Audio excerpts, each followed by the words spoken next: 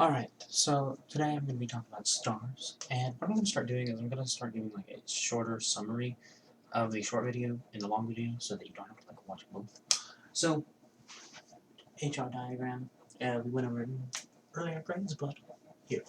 So, stars form, I'll do that later. But here we have white dwarfs in this little area.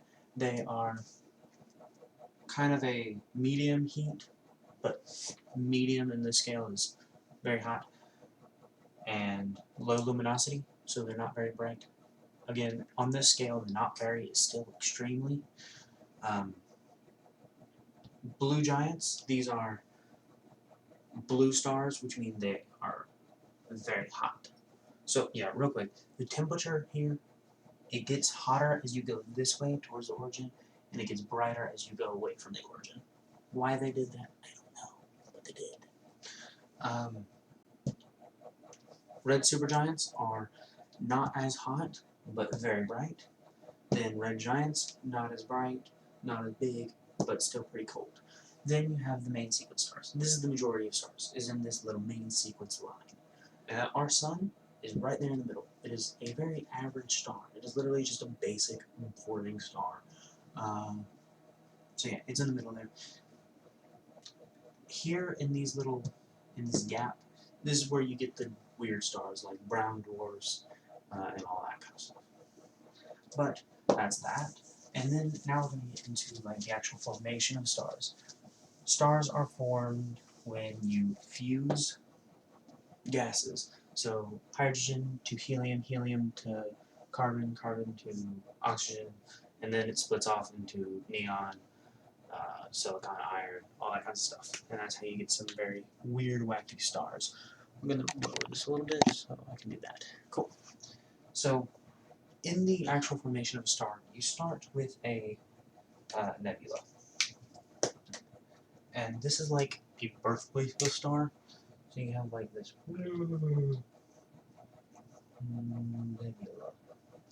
And in these nebulas, I'm probably going to stop writing stuff. You can't read it. There's a bunch of tiny little protostars.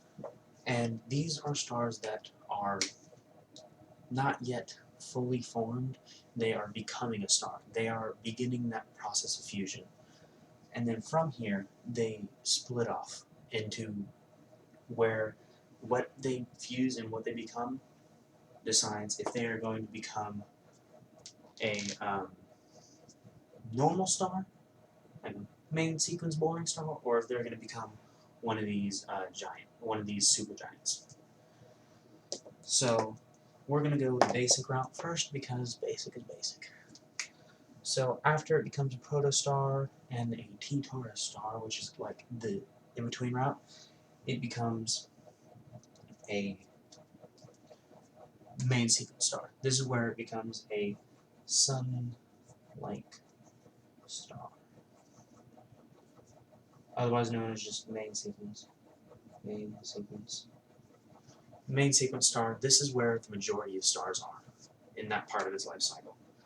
Then you come down, it's continuing its fusion, it's further on in its life, it's expanding, and then it becomes a red giant.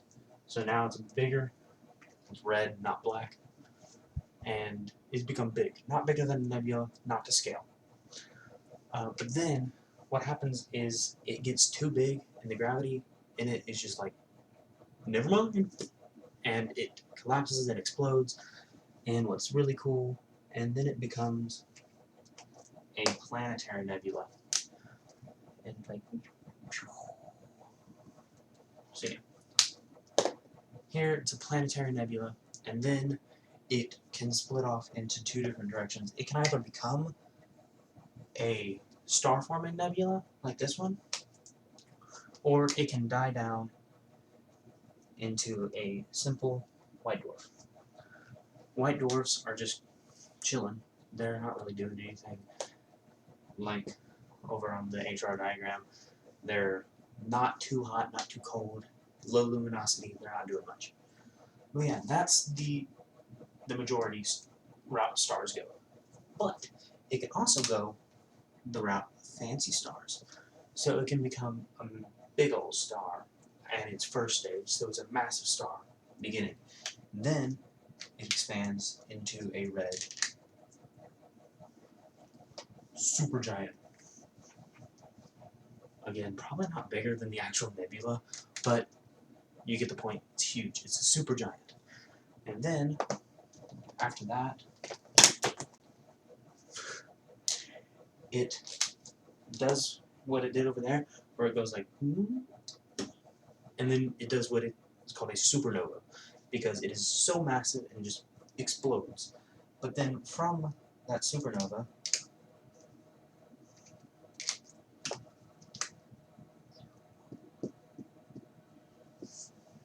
nice explosion. They look way more beautiful than this, honestly. Like, look up pictures of supernovas, they are amazing and beautiful.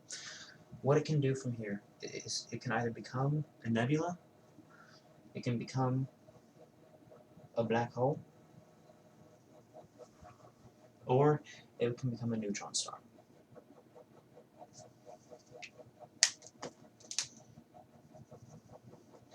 And neutron stars are really neat.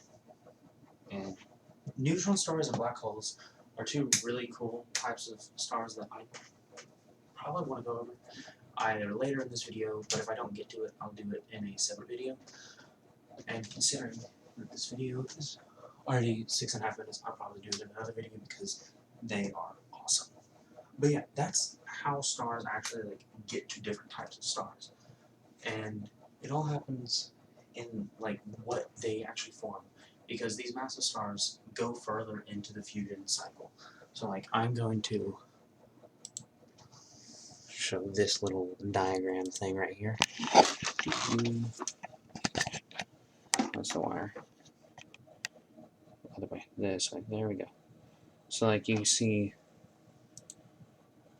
there, I can't see my camera and where it's pointing, but all that kind of stuff, these are what makes the different stars. This is basic and most stars do it. This is where you get the different types of stars and different types of formations and all that. So yeah,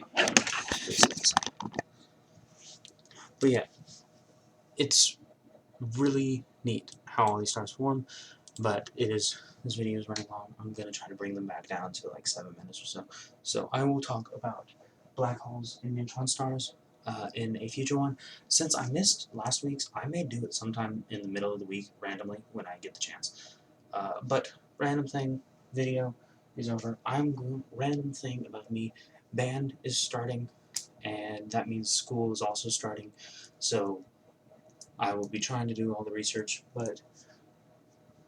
and keep these up, but they may get a little shorter because I won't be able to do as much research. Hopefully I will be able to keep them up, but yeah. Awesome. Thank you all for watching.